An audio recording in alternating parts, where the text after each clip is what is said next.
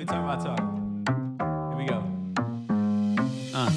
How he said he living life as a gringo.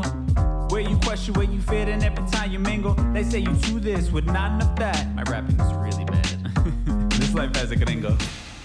Yes, hello and welcome to another episode of Life as a Gringo. I am Dramos, of course, and it is Thursday, so it means time for our Thursday Trends episode. And our final episode of 2024, that's fucking wild to just say. What a year, folks. What a year it has been. Man, and it's crazy. We're literally also, I was going over like my calendar for the podcast and sort of just like getting everything in order with days we took off and things of that nature as I get ready to take off the next 2 weeks from the pod. And we are just over halfway through season 3, which is also just fucking crazy to even say. Thank you all for tuning in at every episode and who are still here riding strong with us, part of this community.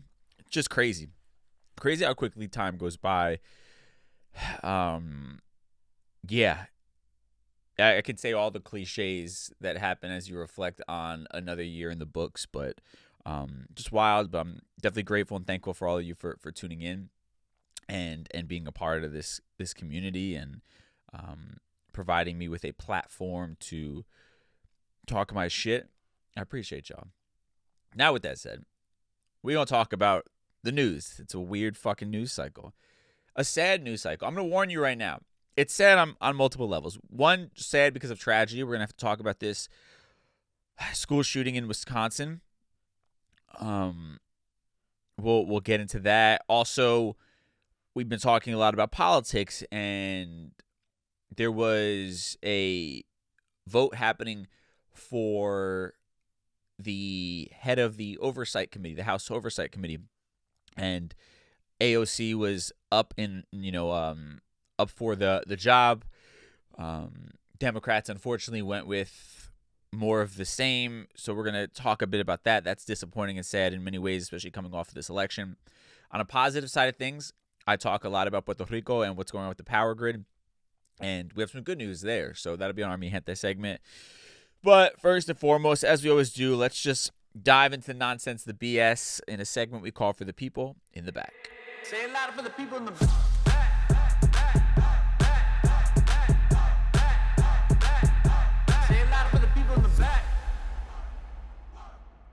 All right, so let's start with the Dems. This one's like really grinding my gears and something I talk about a lot on here, and unfortunately, nobody seems to be learning fucking lessons. This last election didn't teach anybody any lessons, apparently. So on Tuesday, House Democrats decided to go with 74-year-old Virginia Representative Jerry Conley over Representative Alexandria Ocasio-Cortez as the party's leading voice on the House Oversight Committee.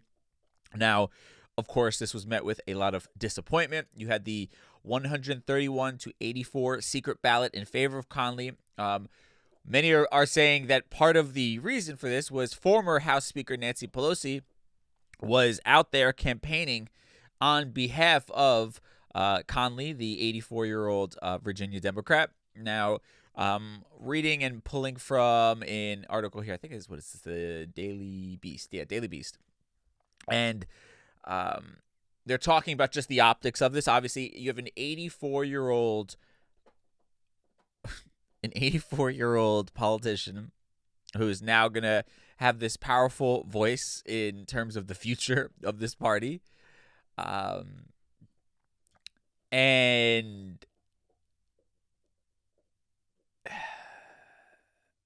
it's...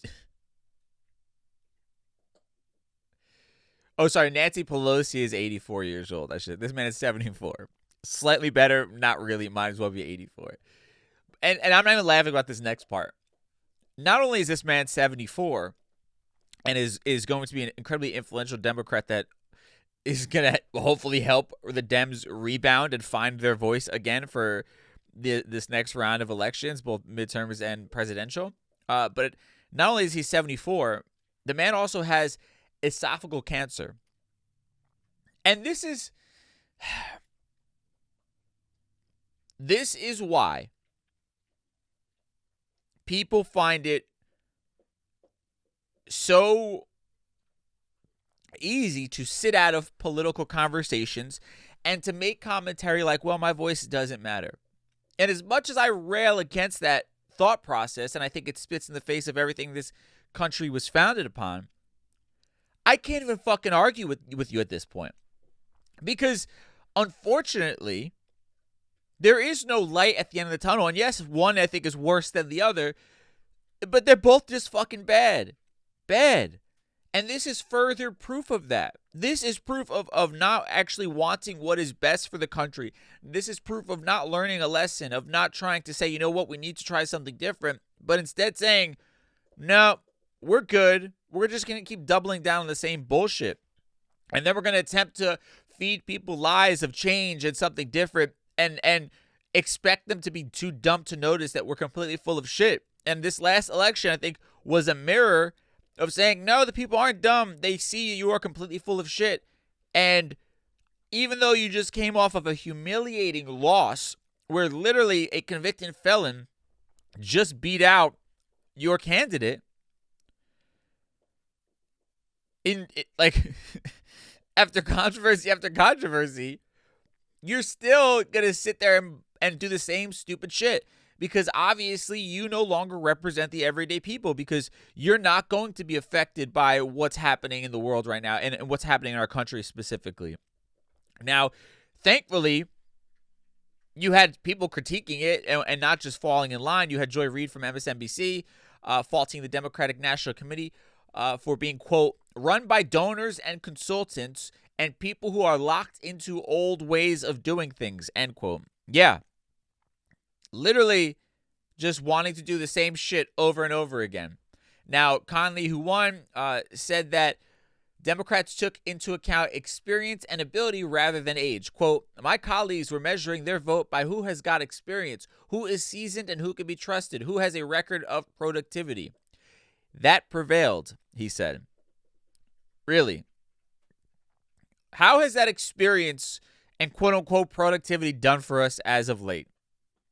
Because Joe Biden is 137 years old and nobody wanted him in office. Literally had to force this man, all the experience in the world, to sit the fuck down and get out of the presidential election. Kamala Harris, plenty of experience. She's the fucking vice president of the United States. Lost to Donald Trump, a literal moron. So how is that working out for you guys? You also had Bernie Sanders' former senior advisor, David Sirota, saying, quote, reminder that no change agent will be able to quote, nice their way to power inside the Democratic Party. Power will have to be ripped away from the establishment. They're not going to give it away in exchange for good manners or being a team player. And I think this is so fucking poignant right here. Because forever we sort of view, or the act that the Democrats put into play is like they're not the establishment, right? They are railing against corporate America and fighting for the everyday people. You guys are the fucking establishment. You guys muscle and do whatever the fuck you want and then parade around and pretend like you actually give a shit about people. And I don't know what is worse, right? Because obviously Donald Trump is full of shit. He's already, was campaigning on how high priced groceries are, and then in a recent interview talked about how he'd like to lower the prices, but it's very difficult. So they're all full of shit. I think one is, I don't know, maybe the Republicans and Trump in particular, it's almost like we're happy to receive them as full of shit. It's like we know they're full of shit, so it actually makes it easier to go along with it, speaking generally, obviously. And with the Democrats, because they're pretending to not be full of shit, even though they're very obviously full of shit, it's actually more frustrating and more disgusting and gives you more of a visceral reaction. It's fucking insane. This is insane. And this speaks to the larger issue. Because I actually think that the greatest, we hear this conversation, right? And it's like the greatest threat to democracy is Donald Trump. I actually think the greatest threat to democracy is the Democratic Party, quite honestly. Because you have actively failed so brilliantly and ignored the will of the people so consistently that you allowed this monster in Donald Trump to even be created. You empowered this man with your greed, lies, and just wanting to stick to this fucking status quo. Like, quite honestly. Like, for me right now, every time I see Donald Trump do or say something stupid, I'm not even mad at him. I'm actually, it just makes me more and more angry and frustrated with the Democratic Party.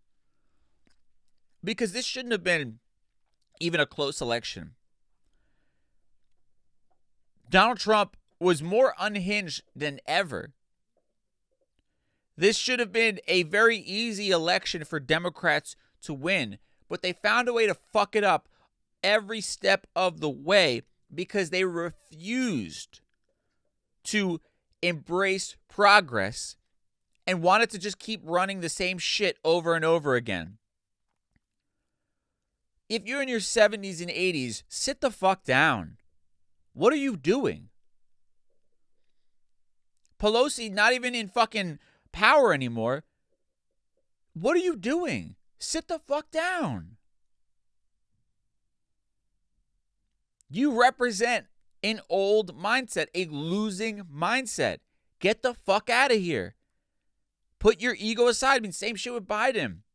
Should have never run for re-election. Should have kept his word that he was a one-term transitional president, allowing the Democrats to then have a proper primary and pick the best candidate possible, the one that the people wanted.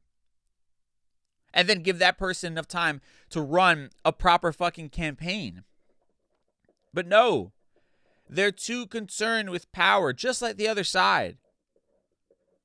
And is the other side, convicted felon and criminal? Yeah, absolutely.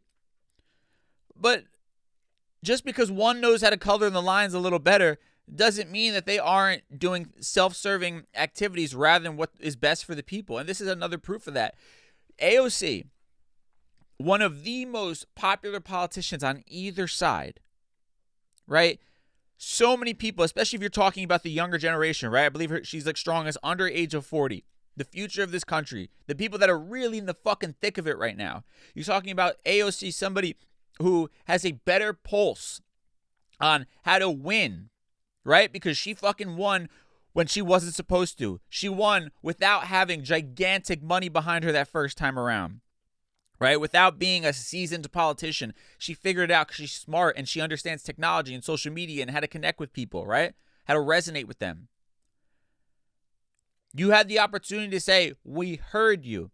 We understand. The old way is not working. We are going to provide you with a symbol in the form of this person gaining credible power. We're going to provide you with a symbol that we have heard you. We are here to embrace a new future for the Democratic Party. We acknowledge that the old way is no longer working, and here is a first step in the right direction. And instead, they said, we are literally going to ignore everything that our base has been saying. We're going to ignore the fact that we just got embarrassed by a fucking convicted felon, an elderly convicted felon, and we're just going to keep doing the same exact thing and expect you to just keep supporting us and pretend like we're going to get a different result out of this.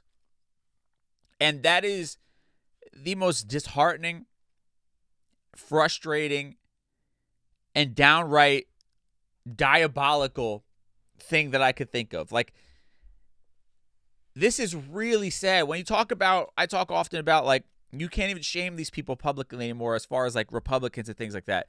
Democrats are getting just as bad. There's zero shame. They're sitting there with zero shame about the fact that they are creating more and more of a monster on a daily basis, getting further and further away from their base, and getting closer and closer to losing yet another election.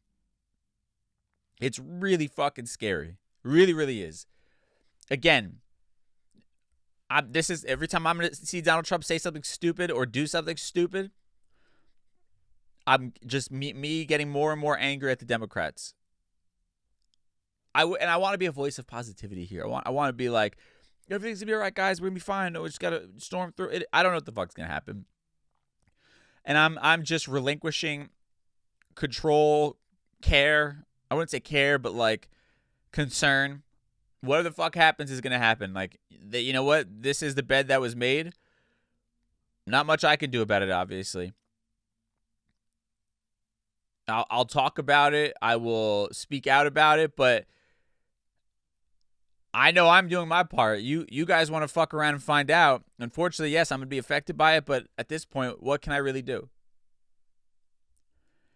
And I think that is a great sort of quote that I read at the end there from David Sirota, who worked for Bernie, talking about how you can't try and gain power in the Democratic Party by playing nice and these things. Unfortunately, they are the establishment. As much as they claim to be of the people and all these things and be progressive and this and that, liberal, no. They're all just as guilty as the Republicans wanting to maintain power. These are egomaniacs who are, have their entire identity built around being a politician. And this motherfucker is literally battling cancer and still is wanting to stay in office. 70-something years old, battling cancer. Go home with your fucking family, man. Go legitimately. Go battle this thing. You're good. Thank you for your service. I think you're good. Nobody's going to question that you're retiring at 70-something fucking years old and have cancer. Go chill out somewhere. You've earned it. Go to Florida. Relax. There's no way that you have a pulse on what the fuck is good for the future of this country at 70-something years old. You probably don't even know how to fucking use an iPhone.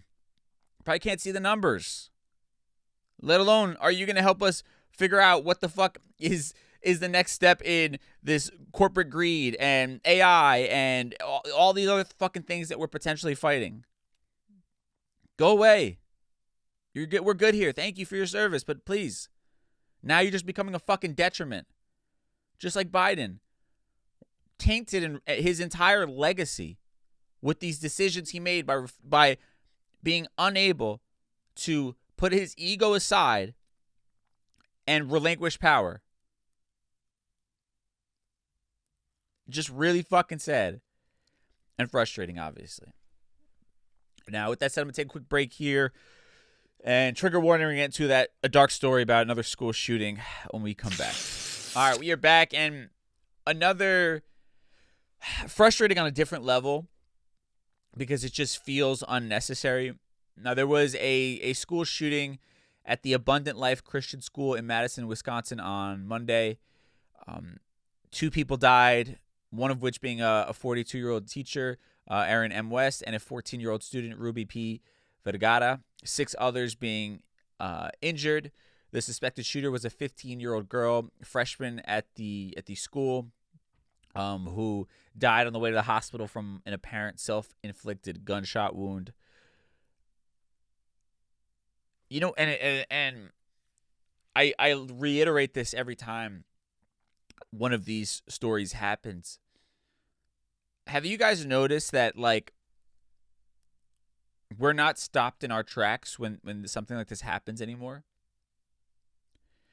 Like, this isn't even the leading story in many of the news headlines and cycles that you're seeing. That is scary. We've normalized the idea of children going to school, of teachers and faculty going to work, and on a random Monday, 2 of them not making it back to their family, others getting injured, and all at the hands of a teenager with a gun. in 2024, we don't even really bat an eye at this. That's what's scary to me. Now, of course, it's scary the fact that we haven't even addressed gun laws, come up with any real solution. But beyond that, it's actually scarier that we are beginning to just normalize this as a everyday part of life, as a risk that is a part of life. That in the same way somebody decides to do like some sort of daredevil stunt and they take an inherent risk on their life, they walk into it knowing that. Children are going to school and people are going to work in these buildings, absorbing the risk that there could be an active shooter situation. And it just comes with the gig. And then when it happens, unfortunately, time and time again, we're all just kind of like, man, that's really sad. And we just keep on moving on as if it's a normal part of life. As if it's like a car accident, right? Something that just, unfortunately, statistically is going to happen. Nothing you can do about it. That's where we've gotten. Where we're just kind of throwing our hands up and like, hey, this is just kind of a normal part of life in the United States. School shootings happen. And that's it. It's just really fucking scary. And then the story here gets kind of even more strange because allegedly this student was coordinating online with a 20-year-old California man who's now been detained on suspicion of plotting to coordinate a mass shooting at a government building in conjunction with the Madison school shooter. And they're saying that this man was put into custody, Alexander Paffendorf from California. Apparently, he was talking to the shooter from this school in Wisconsin. They were supposedly coordinating some sort of mass shooting together. It's just, I'm like, in my mind, whenever I talk about things and like stories, I love to have a beginning, middle, and end. And my end, I like to have a point of resolution, right? Where we have like some sort of positive takeaway or something to like, where we don't just end on some sort of low note where we're just like, man, the world kind of sucks, huh? Unfortunately, with a lot of these things, it's like, where do you find the silver lining? Because it's like nobody's listening. This story, the last story, much of what's going on, nobody's listening. And we're screaming it at the top of their lungs, and we know that they hear us. And they're just ignoring us. The people that are put in place to protect us are just ignoring us. What the fuck do you do? And then you wonder, why are people rooting on these vigilante people like the guy who killed the CEO of United Healthcare? Why? Because you guys have disenfranchised us and ignored us so much that we're looking for any sort of semblance of being saved, of anybody who's actually listening and giving a shit. So we cheer on these people who do these crazy acts and put them up on a pedestal as heroes because you guys are giving us nothing else. These are the only people that seem to hear our cries, our screams. And then you want to go on TV as politicians and talk about how sick it is and crazy that people are propping these people up as heroes. Look in the mirror and say to yourself, why am I, as a public figure, in charge of doing things to better the lives of my citizens, why am I not being propped up in that same manner? And the reason is because you're ignoring what people are telling you. You're ignoring their cries for help. And they're looking for anybody to listen to them. This is why people join cults. This is why fucking Trump was able to do what he does. Because you've ignored people for so long they are weakened, and they will literally settle for the first person that shows them any sort of attention and pretends to give a fuck about their needs. Meanwhile, the real villains are donating to your political campaign, and that's the only way that you can justify anything, right? Because I've said this before. I'm going to pull up this statistic that I found where I said if I was Joe Biden or Kamala Harris when she was running, and people are blaming our administration for why we can't afford groceries anymore, I would yell to anybody that was listening and point out how much money these corporations are making at your expense. Now, this is a tweet from Bob Wright. Brown Issues reposted this. His tweet was, the 5 largest grocers in America reaped over $29 billion in profits.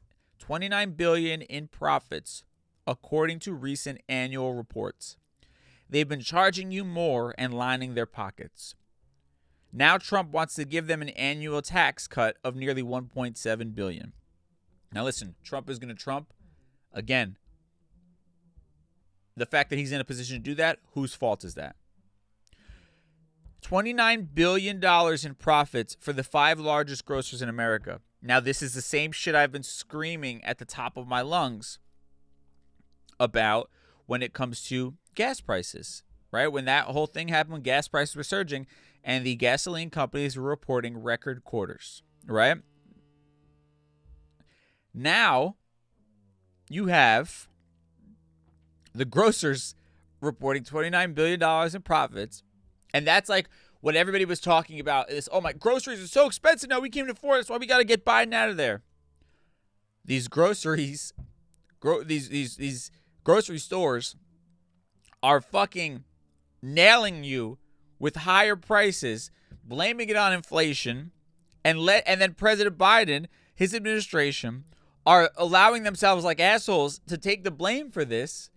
And the only real possible explanation is they're just scared of corporate America. Corporate America is too powerful. So even if it means them losing an election, they can't attack corporate America the way that they should be because they're too scared of losing that money and that support. That's the only logic. Because I don't know about y'all, but if an angry mob is coming after me for some shit that I didn't do, you better believe I am fucking ratting out whoever's in charge. I am not from the streets. Listen, you do some illegal shit, police come knocking at my door, I will fucking sing, okay? I am not taking the rap for nobody. Right? But politicians, the current administration has no problem doing that because their pockets are being lined by corporate America. Their campaigns are being funded by that. That's the only explanation. And unfortunately, the everyday American lacks the motivation to do any fucking research whatsoever and believes the bullshit and somehow thinks that the president of the United States is the one setting prices for fucking milk and then allows somebody like Donald Trump to just use the word economy a couple times and all of a sudden he's the fucking genius that's going to somehow figure out what's going on. But that's the world we live in. And again, it's a symptom. The disease is the Democratic Party. I genuinely believe that. And does it mean I'm voting Republican? Of course not. They're even fucking worse. What I'm saying is you had a fucking layup. Even now, the people have spoken. Your dumbasses lost votes. Donald Trump won the fucking popular vote. That means the majority of this country voted for him. He didn't even just win electorally. The people have spoken. And here you are, not giving a fuck. And as a greater conversation, back to this latest shooting, we're seeing it consistently that it's an ongoing problem. And nobody is doing anything. Everybody's talking, oh my gosh, thoughts and prayers, blah, blah, blah. What? What the fuck is happening right now? What are you doing? What are you actually doing to solve the problem? And unfortunately, what ends up happening, which is what is happening now, nobody solves the problem. Eventually, we just normalize it as a part of life here in America, and we become desensitized to something incredibly disgusting because it's now a part of our normal life because nobody has ever tried to provide a real solution for it. And that's the direction we're going. We're becoming so desensitized to it that we begin to stop calling out for solutions and just accept that this is just our new normal, the new normal. And that's what's disgusting, scary, and I don't know. I feel like I'm fucking banging my head against the wall in so many ways. Like the problems are so crystal clear, but everybody convolutes it. The people, the powers that be, convolute it to make it seem like this very difficult and just fucking, impossible problem we can never find a solution for. It's right there. Guns are a problem. Let's address it. Corporate greed is a problem. Let's address it. But they're not. They're getting their kickbacks and getting their pockets lined somewhere, some way. These corporate companies have too much power, and the old, the old people in office are just trying to keep a grip on that power with the little time they literally have left in this life, because it doesn't really matter for them. They don't have much time left here, so why not? Listen, if it burns down, they're gonna be long gone. So fuck it. I can't help. I don't want to be overly cynical, but it feels like that's the mindset at this point. It has to be. I mean, a homie is 70-something years old with battling cancer and still somehow, some way thinks that this is the right move for the future of this country. And then we wonder why nothing changes. People, they don't really want change. The establishment is the establishment. Change is not in their benefit. They're too narcissistic. They're all egomaniacs. They love the power so much, and they will gladly, most of them, watch the world burn if it means that they get to hold on to power for just a little bit longer. Again, I wish I had a positive way to end this conversation, but I do not. With that said, we'll go into some positive news here out of Puerto Rico for Mi Gente segment. Mi Gente.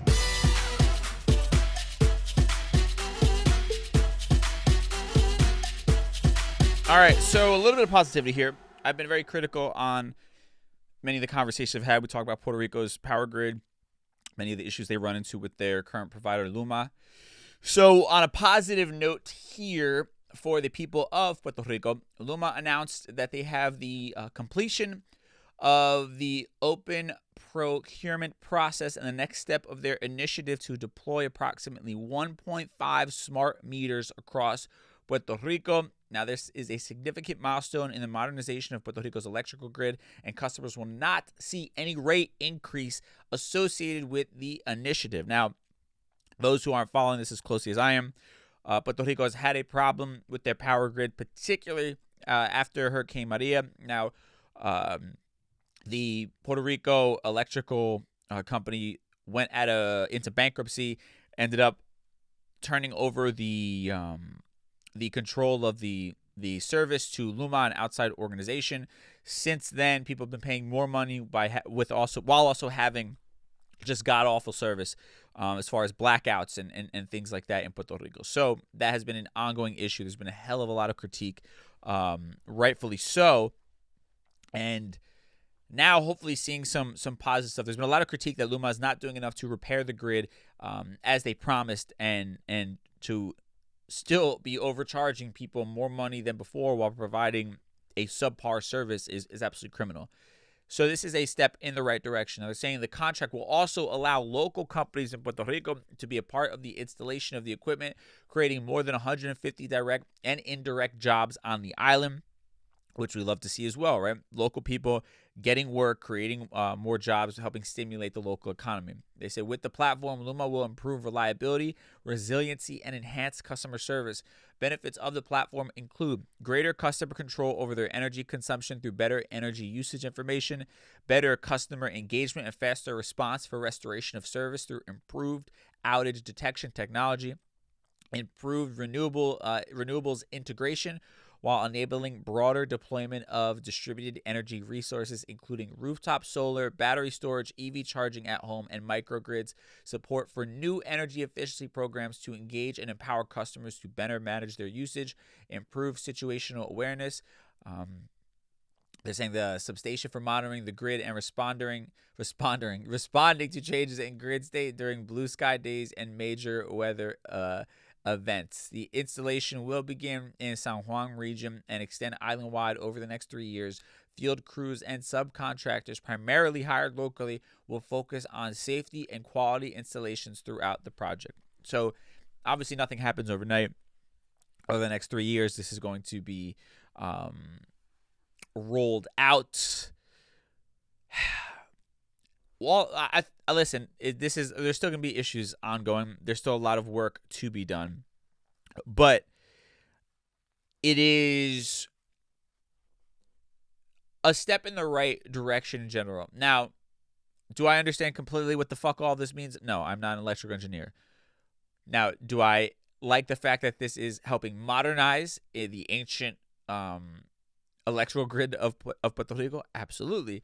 And hopefully this does yield positive results for people. I know it's not the most exciting or sexiest story, but I feel like with all the yelling and screaming people have been doing in a good way of like, what the fuck is going on? Finally, some sort of action happening, some sort of positive thing that you can look towards, right? Some positive movement. And this is the frustrating part, I think, about government in general, is just how fucking inefficient it is and how slow they are to move on things that seem very basic and very obvious. Even this, like, why did this take so long to happen? For years, this has been an issue. Why are these companies and the local government not more proactive in ensuring that things are actually happening? Unfortunately, local government is very much underfunded, understaffed, and the people that are in positions are not the best as a result. Right? When you can't pay and can't staff properly, you're not going to attract the best of the best. And that's the reality of most local governments. Even here in New Jersey, the town that I have my studio out of, like, it's a highly inefficient local government. They're literally calling me if I have certain records on the property. It's like, you guys are the fucking... First of all, the town used to own this building. You guys should have all the fucking records. Like, the fact that you are calling me to take time out of my day to do your job, like, fuck off. Anyway, that's a whole nother thing. Hey, but it's just further and further proof of, like, how just inefficient, how inept local government is. And unfortunately, you end up putting people in these positions because they're willing to take a shitty salary, even though they're being overworked. And they're just not going to be the ones who actually enact the change needed to make things better. They're going to just do status quo, bare minimum, more of the same because they're underpaid and underqualified. So they're not going to come up with innovative ideas to make things better, which is what they should be, right? Like, literally, our government should have the best and brightest. Unfortunately, that's just not the case. So, you know what? This is supposed to be the positive part of the show. Listen, things are happening in Puerto Rico, at least. There seems to be some action in trying to better the situation with this electrical grid over there. So we will wait and see, but this is positive news. It can't all be negative all the time. So there we go. That's why we had this segment. Now, with all that said, let's tie everything we talked about today in a neat little bow in a segment we call Conclusion Stew. Time for conclusion stew. All right, so last Thursday trends of 2024. Do I even need to harp on what we talked about? I mean, Democrats, more of the same nonsense, and they're a threat to democracy. That's my summation. My summation. Jeez, I need this break, guys. You have no idea. That's my summary. These school shootings, man, just terrible. And I hate the fact that we've normalized this. Like it really just speaks to so much of our culture, of where we are and everything. It's just sad. And it's just frustrating. And that's all I think altogether. It's frustrating. It's sad, and it's kind of like a wait and see, right? It's like we gotta, you keep fighting the good fight and all these things, but like, you hope that somebody's able to step up and fucking start helping move things in the right direction, and somebody wakes up, and I guess we'll see what happens. Wait and see, right? Positive things in Puerto Rico. Actually, something is progressing there when it comes to the electrical grid. Amazing stuff. What a year! I'm gonna close out here and just summarize this year, I guess, to a degree, and say I know it's been collectively. I want to say it's been a weird year. From what I've seen on Instagram and a lot of people talking and things, it's just been one of those fucking years. So much going on. I think we're all exhausted. I think particularly election years in recent memory are incredibly exhausting. I think there's a lot going on with people economically, and a lot of fear, rightfully so, as far as what this next presidency is going to mean for us. A lot of questions as far as personal relationships and all that we sort of learned about people we know as a result of this really polarizing political climate that we live in. Just a lot. A hell of a lot to process, I feel like. And it's exhausting. I know I feel it. I think, and that's just like the masses, right? And personally, we're all going through shit. We're all facing challenges. And I think it's safe to say everybody who listens to this show is of a growth mindset and constantly wanting to challenge themselves to be a better version of themselves. And that's really exhausting work as is, right? That is really trying. And I don't mean trying the effort, but I mean trying as far as what it takes out of you. And I think the deeper you go on that journey of finding oneself, of challenging yourself to rise to higher and higher levels that you have inside of you, the more difficult this thing called life becomes. And I think it's more rewarding because I think once you have battled through those storms, you are far more in touch with who you are and what you want out of life, and you make decisions that are far more in tune with your happiness and quality of life. But to get to that point, it is trial by fire, basically, right? And I think, not to do a whole nother reflection episode, I just did that for the last one, but I think we all have to take some time to be proud of ourselves. No matter how difficult things may have been, no matter how burnt out you're feeling in the moment, there has to be a part of you that is proud of just how far you've come. Just how much you've been able to push past the nonsense and the bullshit and still be here standing, and being able to take away those lessons and move it towards a new year, and I think also the news and all this shit that's going on in the world is incredibly heavy, and I think we have to make it a point to not allow it to consume us, to not allow it to make us incredibly cynical to the entire world. These things mean something, but they also can't be our everything. We still have to go out and live life and do things and exist and try and be happy, and we can't allow external circumstances to control or dictate how happy we're going to be on a day-to-day basis, and how fulfilled of a life we're going to lead.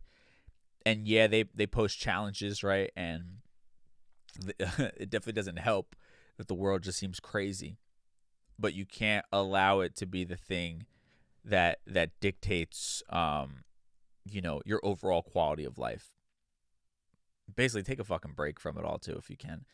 Like, if you got some time off, even if it's just an extra day, whatever it is, like, just try and unplug from it all as best you can and start 2025 with a clean slate. Think about who you want to be. Think about the words or phrase that you want to define your 2025, and begin to prepare to live as that version of yourself in the new year.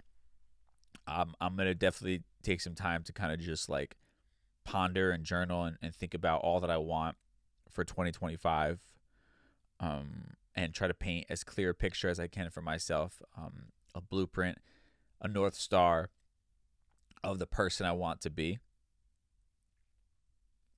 and just do my best to kind of hit the ground running, refreshed and excited for another year of opportunity to become a better version of myself. That's the goal, I guess. And I hope the same for all of you. With that said, thank you all so much for an incredible year together, for continuing to be a part of my life and be a part of this community. I'm forever grateful, always, for all that this podcast has presented me, in terms of career opportunity, in terms of relationships, in terms of a place to have my thoughts and my voice heard, and to get thoughts and ideas out. And you guys are, a huge part of that. So I'm just so grateful, and I thank you so much for being a part of this and tuning in on a regular basis. It means the world to me. So thank you. Have an amazing holiday season. Have an amazing new year. And I will catch you guys hopefully nice and refreshed in the new year. We'll be back on Tuesday, January 7th, which is crazy. Tuesday, January 7th, back with brand new episodes. Until then, I love all of you. Thank you so much for everything. And we'll talk soon. Be safe. Peace.